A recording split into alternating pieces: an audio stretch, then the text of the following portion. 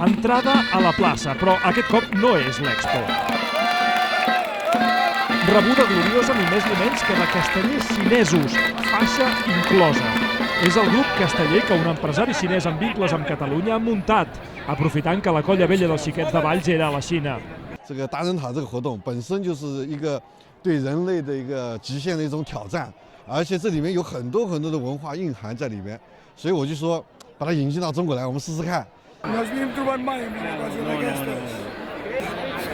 fa tan sols un mes que 3 vallencs van venir fins aquí per ensenyar-los el més bàsic dels castells.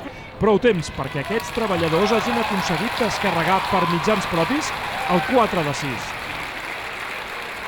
我们老板也跟我们这么讲过，让我们好好的叠，希望有一天我们叠到8层了，还带我们到西班牙去。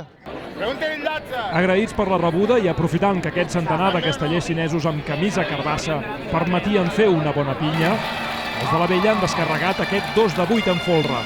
Demà, segon dia de festa en aquesta fàbrica tèxtil, provaran el 3 de 9, que seria el primer que s'ha fet mai fora dels països catalans.